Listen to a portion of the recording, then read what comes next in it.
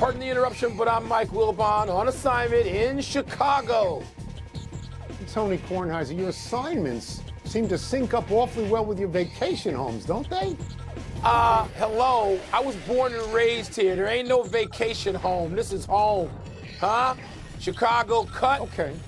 You know, All right, Harold's on the south side. Let me revise that. Huh? Your assignments seem to sync up very well with homes you own in various parts of America. I'm right? just on Fair the way to say? Miami. Just a stopover on the way to Miami for the NBA Finals. That's it, Tone. Stopping I at home. understand that, and I assume Levitard will get you set up in a fabulous villa in Miami. Welcome to PTI, boys and girls. In today's episode, Vegas takes Game 1 of the Stanley Cup, Rose Zhang wins her pro debut, and Aaron Judge makes a memorable catch. But we begin today with Miami beating Denver in Denver last night when Jamal Murray missed a game-tying three in the final seconds.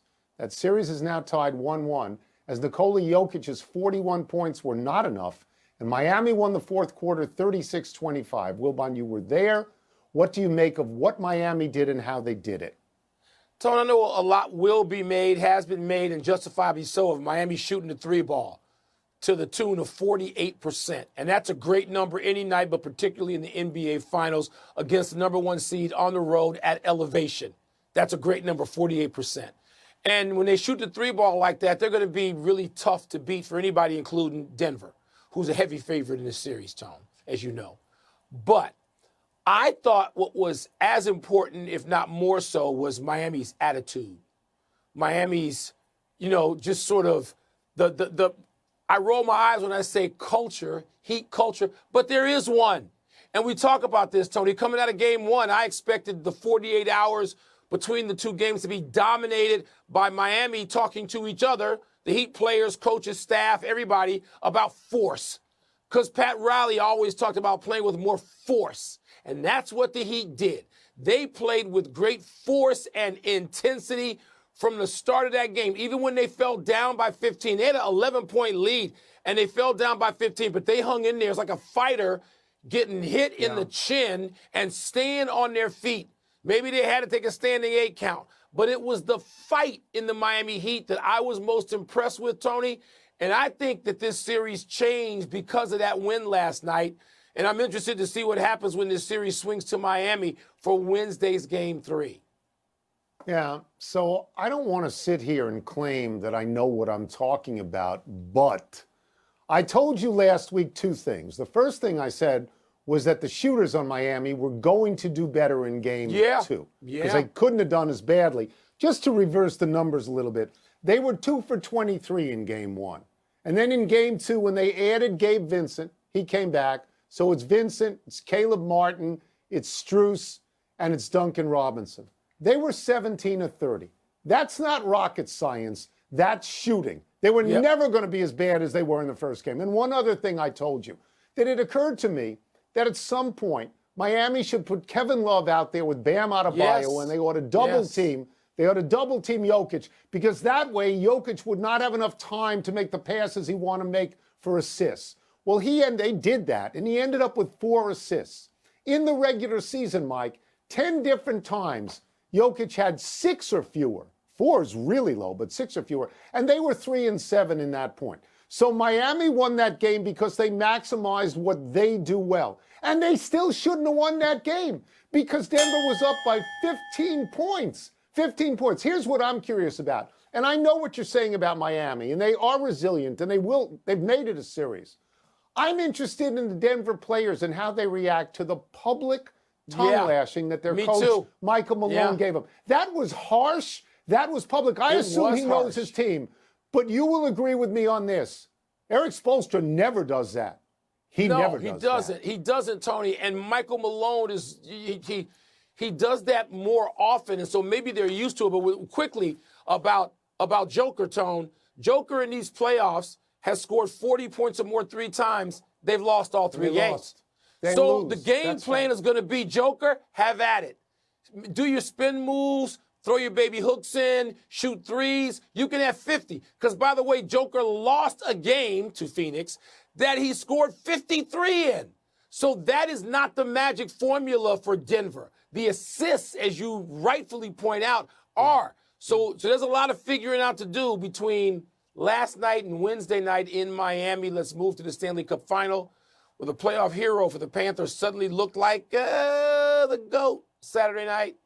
Matthew Tkachuk turned the puck over in his own end. Mark Stone buried it, put Golden Knights up 4-2. And later, Tkachuk earned a game misconduct for popping a defenseless Nicholas Hague in the face. Tony Tkachuk has been getting the lion's share of credit for the Panthers' postseason success. So are you ready to give him some blame for Florida's Game 1 loss? Yeah, I think that's only fair. He made a bad play. I think he couldn't clear the puck at 3-2. And then it got to be 4-2 right away. And then he got involved in a couple of incidents, fights, and maybe he was the instigator of one or two. But ultimately what he did is one of the Vegas players was being held. He punched him in the face. Yes. So he got So he punched him in the face. a game So he got misconduct, tossed yes. for that. He got tossed for that. I want to look at my notes here. He has been justifiably referred to as the best player in the playoffs from any and every team. He has put the spotlight on himself, and he's earned it. So, Mike, yes, if he has a bad game and he's that important, yeah, people have to point out that he had a bad game. And that is completely legitimate. No disagreement here. But I'm going to take some time to credit Aiden Hill, the Las Vegas goaltender. The goalie, who's been fabulous, Tony. Look, I mean, he's been around the league a little bit of time, young veteran, relatively speaking. I think it's like his fourth season, but he's a playoff neophyte. I mean, he comes to these playoffs, and particularly the Stanley Cup Final. He wasn't around in net when the Golden Knights were in the finals. What was it, 4 years ago, 5 years ago now, when they lost to the Washington Capitals, your Washington Capitals. He's new to this, and he's played great, Tony. He had a couple of stops last night. That, I'm sitting in my hotel room by myself and you scream out loud. Well, I'm not off of him, and Bobrovsky may come back and dominate the next game or two, but I'm just saying, for game one, you watch TV. Yeah. You watch TV. You do so much screaming out loud. People must think they're ghosts in your hotel room. They probably Let me just tell you this. Yeah. There's something that lined up here. 2-8s against 2-1s. Oh, yeah. Both from South Florida. South Florida. Okay, Miami was in this situation because they lost game 1 and they had to win game 2. Florida has to win game 2. And the difference here was they carried the aura of invincibility into this series because their playoffs had been so great. And Matthew Tkachuk specifically carried that aura of invincibility. We better carry some tonight. Other than the game it's off him. For game it's 2. off him, and it's off them right now. It's off them. All right. We appear to have a major new star in sports. Golf phenom Rose Zhang exceeded the loftiest expectations in her pro debut, winning the Mizuho Americas Open in a playoff over Jennifer Kupcho. Zhang dominated the amateur ranks and is now the first woman to win in her LPGA pro debut since somebody named Beverly Hansen, maybe you remember, Tony, edged Babe Zaharias in the 1951 Eastern Open. 51! Tony, we thought Zhang making the cut would have been a great accomplishment. So how big a deal is what she actually did? So the last time it happened was 72 years ago, when Babe Didrikson Zaharias was considered the greatest female athlete of all time at that point. Yes, we thought making the cut would be good. We weren't the only ones. She said making the cut would be good. And then she went out and she won this thing. Let's just pull a name out of thin air. And that name is Tiger Woods. Let's look at their backgrounds. They both spent 2 years at Stanford. Tiger sent her a very nice congratulatory note on her win. 2 years at Stanford. They won everything there was to win. They won the NCAAs, they won the AMs, whatever was out there. Tiger then made his pro debut and finished 60th. Yeah. Rose Zhang finished 1. She won. Mike, as you know, because I left you messages, I spent the entire afternoon yesterday and into the early evening going back and forth from Denny McCarthy at the Memorial to Rose Zhang. Denny McCarthy is a local for us. He's from close in Maryland. Members of his family belong where we belong. His teacher was Bob Dolan, the former head pro at Columbia. I watched him. I watched Zhang because I watched her at Columbia win the U.S. girls. I followed her around for 3 or 4 holes. So they both, Mike, entered 18, 1 shot up. They both bogeyed 18 and fell into playoffs. McCarthy lost to Victor Hovland. Zhang made a fabulous par save putt to stay in it on the first overtime hole. And on the second one, She hit a rescue 180 yards on her second shot to 6 feet. You and I can't do that. To 6 feet. That was a tiger shot. I was mesmerized by watching her play. I know you were out of your mind yesterday. Maybe you screamed out loud watching by yourself. I don't know, and people thought there might be ghosts. Yeah, you do. No, I don't do that. That's yeah, you do, because you do it for the Nationals all the time. Let me just bring up another name, Michelle Wee, because I'm not going to bring up Tiger's name, and I get the Stanford and the win. But Tony, the last time we saw somebody enter the LPGA to such public fanfare was Michelle Wee. And it was probably unfair. Michelle Wee was 14 or 15 or something like that. Too early. It was too early. It was just, Roseanne's 20. Yes, 20 She's years 20. old. It's a higher ceiling. You can invoke today. You can invoke the names of Nancy Lopez and Annika Sorenstam and not sound stupid. Maybe in a month you sound stupid, but not today. Right? It doesn't today because of her debut. And great for her. So now, though, Tony, look, the men's field is got 12 to 15 people on the PGA side that, and I'm not even talking about the Saudis, the PGA side, 12 to 15 guys that you are instantly recognizable, that are instantly recognizable, and you lock on to them when they are on the leaderboard on a Sunday. The women's tour may not have 12 to 15, but there have been 8 to 10 regularly. And now she enters a relatively crowded field, an impressive field of young women in their prime. Let's see what happens continuously. Let's take a break. Coming up, Aaron Judge risked his body to make a great catch against the Dodgers. Is he too valuable at the plate to be doing that? And Novak Djokovic, your boy, and Carlos Alcaraz will meet in the French Open semis unless one of them loses tomorrow. Who's more likely to do that? So I watched her in the girls, win the girls, and I thought she was great, but I never, ever thought she could win the pro debut. Never. Well,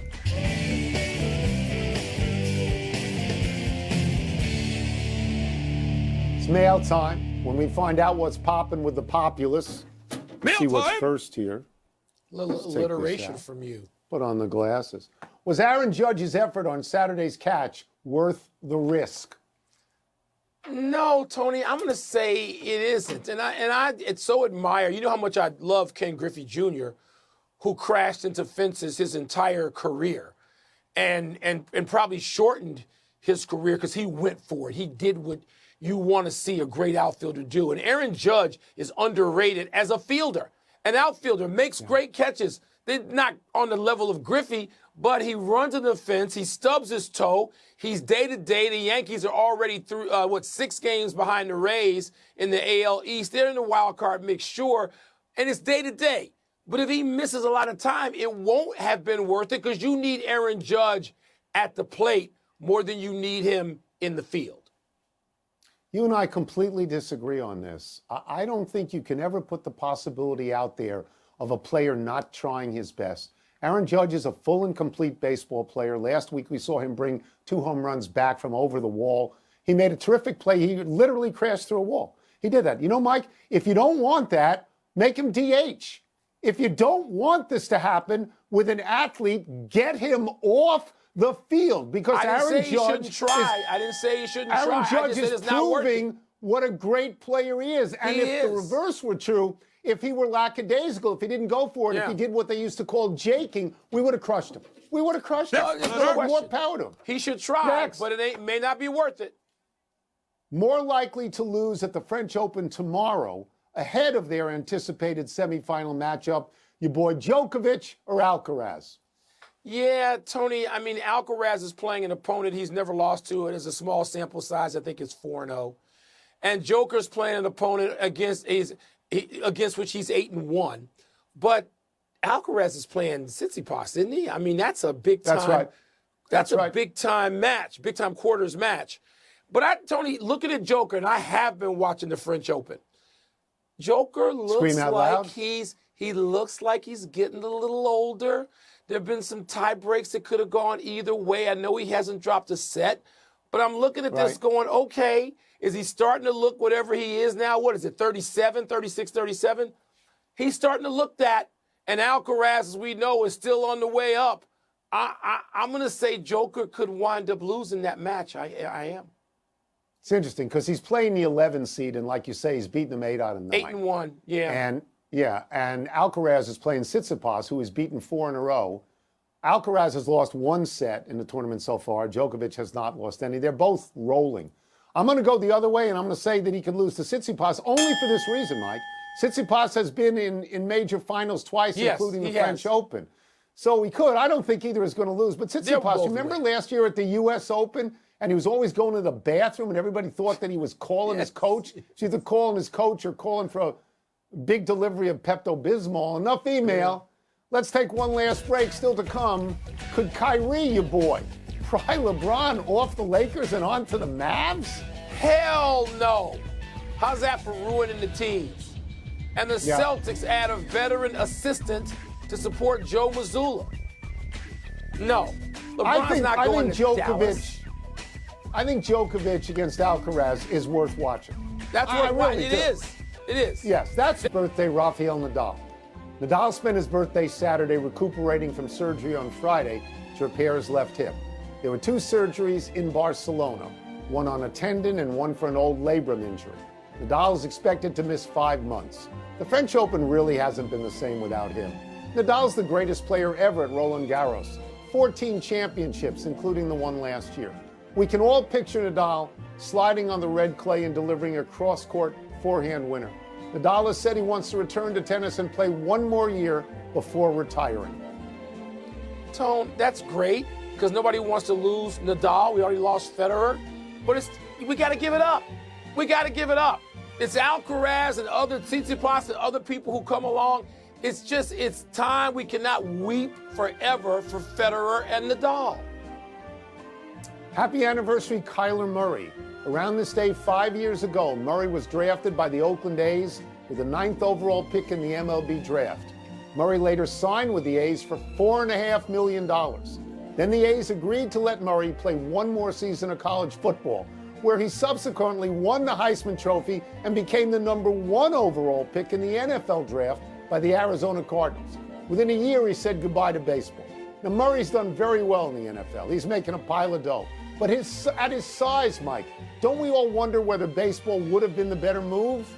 Tony, I don't think about baseball being the better move. I just wish the team around him could be better and that he is more than just highlights. Because right now, that's what Murray is. Even when you spend a lot of chunk of time in Arizona like I do, he's highlights. But there's no dent, particularly in the postseason. There just isn't. And they fade every year in the second half of the season. And it's just highlights. And I don't know when that's not going to be enough any longer. A melancholy trails to Roger Craig, a pitcher on 3 World Series champions, 2 with the Dodgers, 1 with the Cardinals, and the manager of the 1989 San Francisco Giants, who were the home team when the earthquake hit right before Game 3. Craig died yesterday at 93. Craig was a rookie on the 1955 Brooklyn Dodgers, the Dodgers' first championship team. Craig pitched for 5 teams over 12 seasons. He was an original New York Met, and he started the Mets' first game ever in 1962. He later became a renowned pitching coach in San Diego, Houston, and in Detroit, where the Tigers won the 1984 World Series. Craig managed the Padres for 2 years and the Giants for 7. The A's swept the Giants in that earthquake series. Tony, his stint in Detroit is what sticks out to me. That seems to me to have been the greatest team. And he was celebrated. I mean, Jack Morris was the ace on that team. Willie Hernandez was like the MVP, right? I mean, he was an extraordinary closer. Yeah. And Roger Craig just seemed like, he was celebrated rightfully so. And it was a charming story that whole season and summer in Detroit. They started out great, right? Weren't they like 35-5 or something? That was a Sparky Anderson team, if I remember correctly. I remember Craig because of the Mets. Mets started on the road in 1962, but he was a starting pitcher. He won 10 games for the Mets. You may not think that's a lot. It's more than any other pitcher won for the Mets because I think the Mets won like 40 games or something like that. Let's go to the big finish. The Athletic reports that Kyrie Irving, your boy, has reached out to LeBron to see whether he'd want to come to the Mavericks. Do you like that fit? It's just too dumb to even contemplate. I'm just not going. I'm not even going to go there. The Bills signed former Rams pass rusher Leonard Floyd. Is that significant? Could be. He had 9 sacks, and Von Miller's going to be healthy. Sam Cassell will join Joe Mazzulla's Celtic staff, big deal? Sam Cassell ought to be a head coach. I mean, Missoula could be working for him. Sam Cassell should have been a head coach. Makes me angry that he's not. Zlatan, your boy, retired from soccer at the age of 41. How you going to remember his career? The Zlatan, we loved him. He was on this show. I'll remember it for this quote. I'll see you around if you're lucky. That's the Zlatan. Last one. The Pirates have won 5 straight. Does that streak continue tonight? No, they got the A's at home. That'll solve whatever's ailing you. I don't know. Atlanta wasn't happy with it. We're out of time. We'll try and do better the next time, and I'm Tony Kornheiser. I'm Mike Wilbon. Same time tomorrow, knuckleheads. You can get the PTI podcast on the ESPN app or Apple Podcasts.